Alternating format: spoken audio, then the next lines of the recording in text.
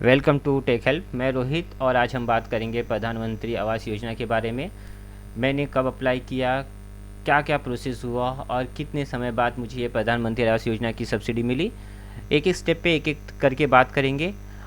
शुरुआत करते हैं कि मैंने कौन से कैटेगरी में अप्लाई किया। तो जो मैंने अप्लाई किया था वो अप्लाई किया था मैंने MIG 1 category. MIG 1 category is nothing but the middle income group 1।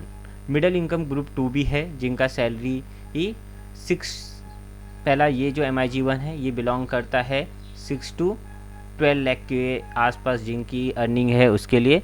यदि आपकी अर्निंग 12 to 18 लाख है तो आप MIG 2 के लिए अप्लाई कर सकते हैं। MIG 1 में एक और इम्पॉर्टेंट क्लॉज है कि यदि आपका जो एरिया आप कंस्ट्रक्ट करने वाले हैं या परचेज़ करने वाले हैं वो होना चाहिए 160 स्क्वायर मीटर का। वैसे ही MIG 2 में जो है वो होना चाहिए 200 स्क्वायर मीटर का, तो ही जाके आप MIG 2 में अप्लाई कर सकते हैं। Means up to 200 square metre है और आपकी अर्निंग 12 to 18 है, then you can apply in MIG 2। यदि आपका अर्निंग फैमिली अर्निंग मीन्स आपकी वाइफ का जो अर्निंग है वो कंबाइन करने का जो फैमिली इनकम होएगा वो होना चाहिए 6 to 12, और जो आप एरिया कंस्ट्रक्ट करने वाले हैं या परचेस करने वाले हैं वो होना चाहिए 160 स्क्वायर मीटर तक। उससे ज़्यादा रहा तो आप इसके लिए अप्लाई नहीं कर सकते। PMOI अप्लाई करने के बाद आप अपना स्टेटस PMOI की ये वेबसाइट पे देख सकते हैं जो है PMOI uclap.gov.in। इसके ऊपर आपका एप्लीकेशन जनरेट होने के बाद आपको सब इंफॉर्मेशन मिल जाएगा। यदि आप MIG 1 MIG 2 या लोअर इनकम ग्रुप के बारे में और जानना चाहते हैं तो आप ये वेबसाइट को रेफ़र कर सकते हैं और यहाँ से आपको बहुत सारी इन्फॉर्मेशन मिल जाएंगी कि क्या कैटेगरीज होने चाहिए, क्या क्लॉज फुलफ़िल करना है आपको प्रधानमंत्री आवास योजना की सब्सिडी लेने के लिए। यदि मैं बात करूँ मेरे केस में, तो मैंने जो लोन लिया था, या मैं बोलूँ कि जो मेरा लोन अमाउंट डिसबर्समेंट हुआ था वो मेरा अमाउंट डिसबर्समेंट हुआ था 27 सितंबर 2020 को। इसके बाद अब ये डेट को जो अमाउंट था वो बैंक ने बिल्डर को ट्रांसफ़र कर दिया था। उसके 10 या 12 दिन बाद मैंने अपना PMOI का एप्लीकेशन सबमिट किया बैंक को। मीन्स बैंक ने मुझे एक फॉर्म दिया था PMOI के लिए, मैंने PMOI का फॉर्म फिल किया। उसके साथ आपको एक एफिडेविट देना पड़ता है। वो एफिडेविट आपका कनेक्टेड रहता है आपके सैलरी रिलेटेड, मतलब आपका जो भी सैलरी है उससे रिलेटेड आपको अमाउंट सबमिट करना पड़ता है। एक बार आप वो अमाउंट जो भी अमाउंट है वो अमाउंट इंटर करके आपको एफिडेविट बनाना पड़ता है। वो एफिडेविट आपको उस फॉर्म के साथ सबमिट करना पड़ता है। तो ये सब प्रोसेस करने के लिए मेरे 10-12 दिन चले गए। तो मैंने लोन जब भी लिया और लोन 27 सितंबर को लिया और मैंने 9 अक्टूबर को मेरा एप्लीकेशन बैंक को सबमिट किया। यहाँ सबमिट करने के बाद आपका जो भी वर्क है आपके साइड से कंप्लीट हो जाता है। उसके बाद जो वर्क है वो आपके बैंक का है। तो मैंने 9 अक्टूबर को फॉर्म सबमिट किया। उसके बाद जो मेरा एप्लीकेशन आईडी जनरेट हुआ, यहाँ पे देखेंगे जो मेरा एप्लीकेशन आईडी जनरेट हुआ वो जनरेट हुआ 22 अक्टूबर को अराउंड आफ्टरनून के टाइम पे 3:50 को और 3:53 को 2 बार मुझे ये मैसेज रिसीव हुआ। सो यदि मैं बात करूँ तो 9 अक्टूबर के बाद अराउंड 13 डेज़ बाद मुझे ये एप्लीकेशन आईडी मिला।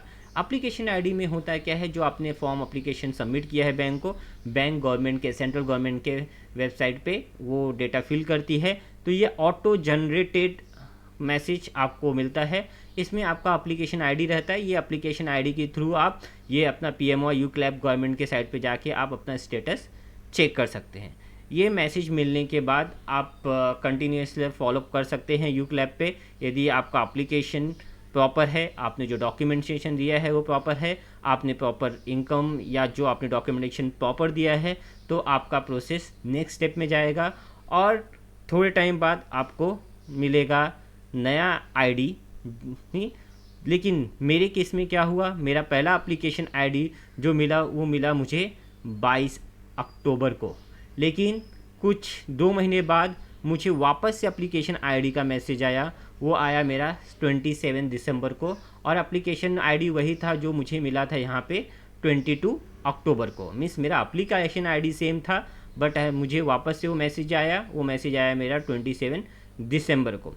27 दिसंबर को अराउंड रात के 11:15 बजे मुझे मैसेज मिला और उसके बाद मुझे लगा कि अभी ये एप्लीकेशन प्रोसेस काफ़ी स्लो चल रहा है, आई थिंक इसकी वजह से मुझे ये एप्लीकेशन आईडी वापस मिला है। बट नेक्स्ट डे मॉर्निंग मैंने ऑब्जर्व किया, ये जो मुझे मिला था वो 27 अक्टूबर को वापस से एप्लीकेशन आईडी मिला था। बट 28 दिसंबर को, यहाँ पे आप देखेंगे 27 दिसंबर को एप्लीकेशन आईडी वापस से रिसीव हुआ और 28 दिसंबर को मुझे मेरा बेनिफिशियरी आईडी मिला।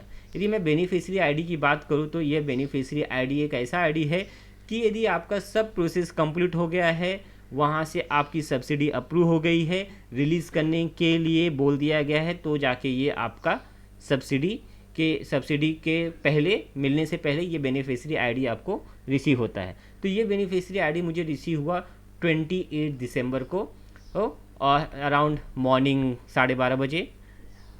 और इस मैसेज में आप देखेंगे कि this is your name and you are applied for the SBI will release this subsidy to PLI toward their this. तो यहाँ पे SBI को बोला गया है कि आपकी ही सब्सिडी रिलीज़ करने को, जो भी आपका प्राइमरी लीडिंग इंस्टीट्यूशन है जिससे आपने लोन लिया है, उसको SBI वो अमाउंट रिलीज़ कर देगा। ओके, लेकिन मेरे केस में क्या हुआ, मेरे केस में मेरा जो लीडिंग बैंक था PLI, वो भी मेरा SBI था, और जिसको SBI अमाउंट रिलीज़ करने के लिए बोला गया था वो भी मेरा SBI था। तो मेरे केस में क्या हुआ कि जो भी मेरा अमाउंट था वो बहुत जल्दी प्रोसेस हुआ।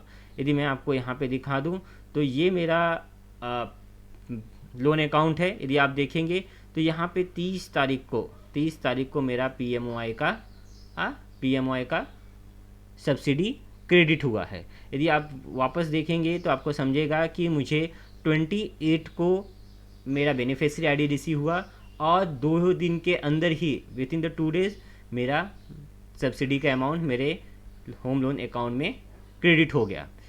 उसके बाद यदि आप चाहिए तो आप अपना ये स्टेटस PMLY के साइट पे जाकर यहाँ पे अपने एप्लीकेशन आईडी डाल सकते हैं। एप्लीकेशन आईडी डालने के बाद आपको गेट स्टेटस पे क्लिक करना है।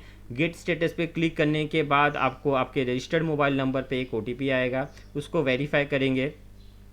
तो वेरीफाई करने के पहले आपने देखा रहेगा कि ये सब चीज़ें अनटिक है, मतलब अभी तक आपको कोई भी सब्सिडी का स्टेटस दिया हुआ नहीं है। लेकिन जैसे ही आप वेरीफाई करेंगे आपका स्टेटस दिख जाएगा। यहाँ पे देखेंगे तो मैं ये एप्लीकेशन आईडी जो मेरा जनरेट हुआ वो मेरा जनरेट हुआ 22 अक्टूबर 2020 को, और ये सब प्रोसेस होने के बाद जो मेरा सब्सिडी का बेनिफिशियरी आईडी था वो मुझे रिसीव हुआ 27 दिसंबर 2020, और जो मेरी सब्सिडी रिलीज़ हो गई वो रिलीज़ हुई मेरी 30 दिसंबर को। तो यदि आप देखने जाएंगे तो ये आप बोलिए तो विद इन 10 वीक्स में मेरा जो सब्सिडी का अमाउंट है वो मेरे अकाउंट में क्रेडिट हो गया। मैं वापस से बोलता हूँ कि ये जो अमाउंट होता है ये आपके होम लोन अकाउंट में क्रेडिट होता है। यदि बात करें तो ये प्रोसेस होने में काफ़ी समय लगता है, लेकिन मेरे केस में ये प्रोसेस काफ़ी फास्ट हुआ। ये सब डिपेंड करता है आपका जो प्राइमरी लीडिंग बैंक है, आपने किससे अप्रोच करके लोन लिया है।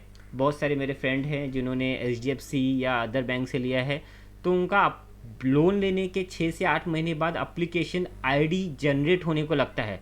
मतलब फर्स्ट स्टेप ही क्रिएट करने के लिए जो आपका बैंक है वो काफ़ी टाइम लेता है। यहाँ पे आपका 6 से 8 महीने वेस्ट हो जाते हैं, 8 to 10 मंथ भी बोल सकता हूँ मैं। 6 से 8 महीने बैंक वेस्ट हो जाता है, और इसके बाद सेंट्रल गवर्नमेंट और सेंट्रल एजेंसीज इसका प्रोसेस फॉलो करती हैं जो वापस 2-3 महीने लेता है। इसलिए आपको कभी कभी 8 से 12 महीने भी लग जाते हैं सब्सिडी मिलने के लिए। तो मैं ये बोल सकता हूँ कि ये जो भी प्रोसेस है ये आपके बैंक की साइड से है। आपका बैंक जितना जल्दी प्रोसेस करेगा, आप फॉलोअप भी कर सकते हैं अपने बैंक के साथ। यदि एप्लीकेशन आईडी मिलने में लेट हो रहा है तो यदि एक बार आपका एप्लीकेशन आईडी मिल गया तो आपको आपकी सब्सिडी का प्रोसेस सेंट्रल गवर्नमेंट की साइड से चालू हो जाएगा। यदि आपको ये वीडियो यूज़फुल लगा हो तो मेरे चैनल को सब्सक्राइब कीजिए, लाइक कीजिए, ताकि मैं इससे रिलेटेड वीडियो आपको और दे सकूं। यदि आपको कुछ भी इंफॉर्मेशन चाहिए तो आप कमेंट कर सकते हैं कमेंट सेक्शन में, मैं आपको इससे रिलेटेड इन्फॉर्मेशन पास ऑन कर सकता हूं। ओके, यदि आपको वीडियो अच्छी लगी हो तो लाइक कीजिए, शेयर कीजिए, और यदि आपको किसी और इन्फॉर्मेशन के लिए वीडियो चाहिए तो आप उसको कमेंट कीजिए। Thank you very much.